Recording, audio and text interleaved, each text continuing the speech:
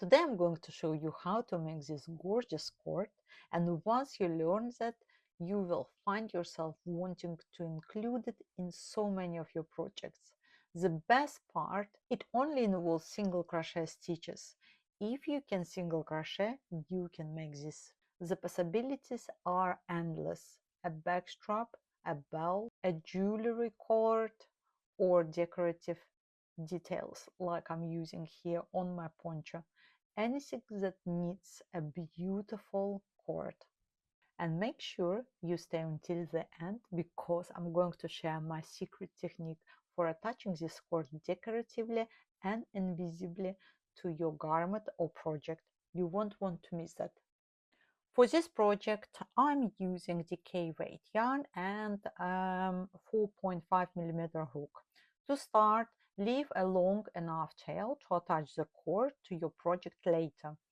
Whether you are using it as decorative details or as strap or handle, you still need the end to sew it in. You don't want the tail too long, it becomes difficult to work with, but you need enough to comfortably sew it in place when you are done. First, we're going to create a slip knot. Next, I'm going to create my yarn tension. I have my loop on the hook, and I'm going to chain 2, 1 and 2. Next, I'm going to insert the hook into the first loop and pull up a loop. Now we have 2 loops on the hook, and yarn over and pull it through. Single crochet. Now we're going to turn away from the hook. You can see you have your V, your loop here, and you have loop on your hook. After you turning, you can see your stitch mark as a red triangle, and you have bottom of the stitch mark with black line. Creates this horizontal bar, and you will have to insert hook into this horizontal bar at first. Insert into bottom of the stitch and work single crochet. 1. Next, again turn away from the hook. From now onward, we're going to insert hook under both bars under your stitch.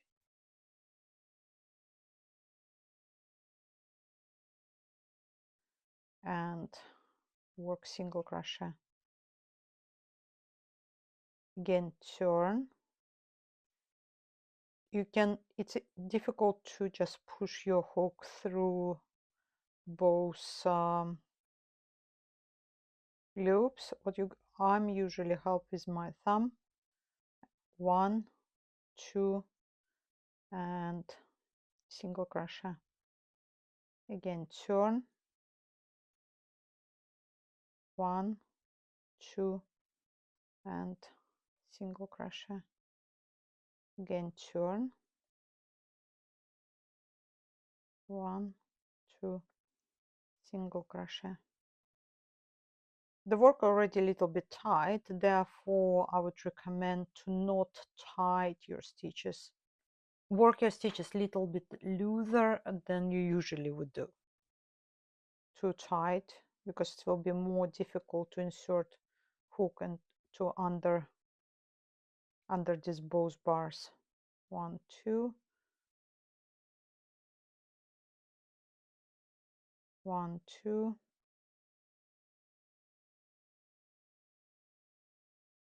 1, 2, single crochet.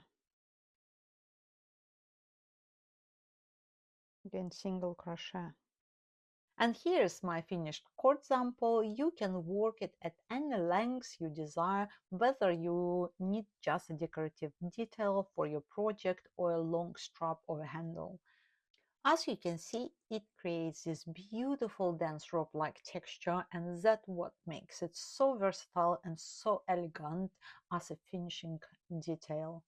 Don't leave yet, because next I'm going to show you exactly how to attach this cord invisibly to your garment. This is my own technique for a really clean and professional finish, and I think you're going to love it. If you are working on the same project, I would suggest attach cord by using needles without stretching, by gently placing on the edge. You can see, if you work in one color, just make sure you will place the cord not this way, but over. It's kind of going to wave down towards flower and wave up away from leaf.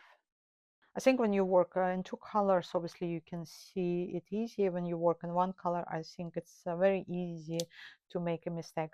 Okay, use the needles by attaching cord just approximately. Point the needle with the sharp end facing away from you. When you move closer, you will not poke yourself.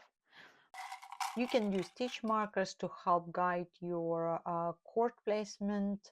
However, in my experience, needles provide much better support and control.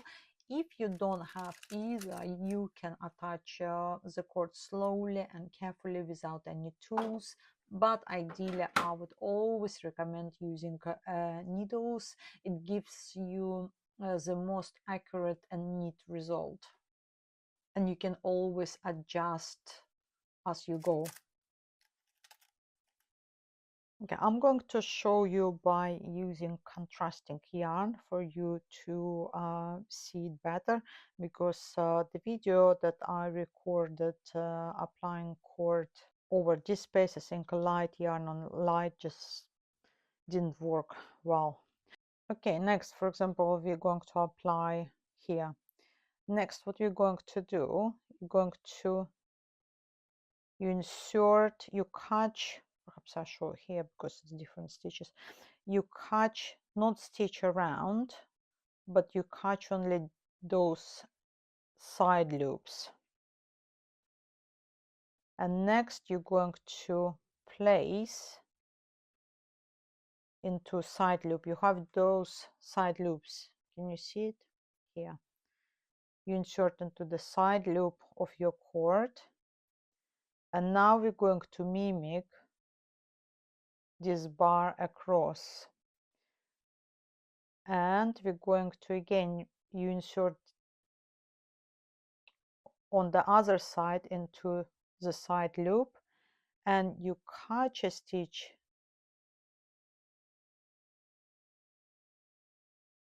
under the work and pull through. Again, just make sure you don't too tight. Pull slightly, just to make sure you don't have too much yarn, but don't too tight, because the cord will look uneven in places, too tight in some area and too loose in others. Insert the needle into side loop, front to back, catch the work to attach, insert from back to front into other side loop, and across the bar into parallel loop. You work in repetition. The top stitches are across all these bars, and stitches at the bottom, they're going across, and it's kind of in a spiral motion. You repeat the pattern, and like that you continue till the end.